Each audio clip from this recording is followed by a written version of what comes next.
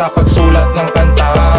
Kada manipula nila ang apoy sa aking sulo, kailan may di mabubura at malabong maapula. Kala nilang nawala yung usay kong dala-dala sa aking pananahimik sa pagsulat ng kanta. Kada manipula nila ang apoy sa aking sulo, kailan may di mabubura at malabong maapula. Muli ako na parito, hindi mo naisip na kahit ipilit isingit ipiti, urong palayo sa akin ng aking naisabuting mga pangarap. Dalawang pa ako'y lalakad at nililisik na nakatitig sa tagumpay. Hablutin kahit magkabila ang gilid, harapat likod ay gusto nila ako sumablay. Matangay mga pinag-ipunan kong pamamalakad sa bawat kalsada ng aking tinatahak. Mga nasaksihan dugo na dumanak, malaylay na din ang aking narating, kaya malabot to na maawat. Gusto sa musikay mas lalong lalago, malabong malamig at mas lalong aalam sa bawat pag-uwit ng mga letra na tsak na pupunit sa mga umentra na mga nagsabi ng mga teorya na wala daw kwenta. Aking mga obra kung nakabulabog sa bawat papuri kong hinahakot, kahit na madami mga sumimangot sa bawat tula ko na bumubulusok na tsak matutupok ang lahat ng mga nagakaalang talino. Tusay ko dito'y nabura,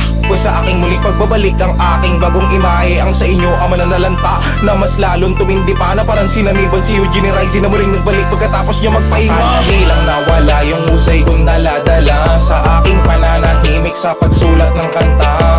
Kada manipula nila ang apoy sa aking sulo, kailan may di mabubura at malabong maapula.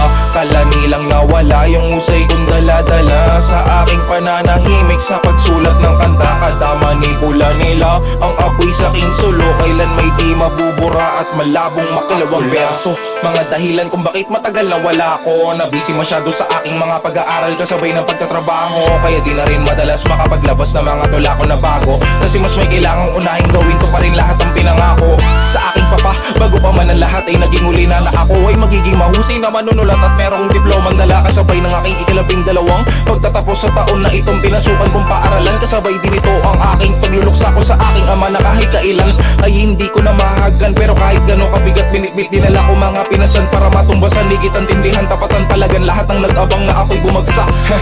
Sakin pa din ang huling nalakak kasi kada titik may init, pipilitit mga utak makikidit sa paligid, ititirik kandilang handog bangkay malulupit sa balugit na inuwit, nakaukit sa larangan talastasang itinakdang kuminang ang bagong pangalan sa kadagawa ko ng music. Nilang nawala yung usay kong dala-dala sa aking pananahimik sa pagsulat ng kanta.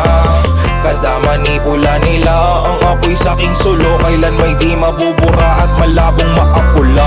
Kala nilang nawala yung usay kong dala-dala sa aking pananahimik sa pagsulat ng kanta. Kada manipula nila ang apoy sa aking sulo, kailan may di mabubura at malabong maapula.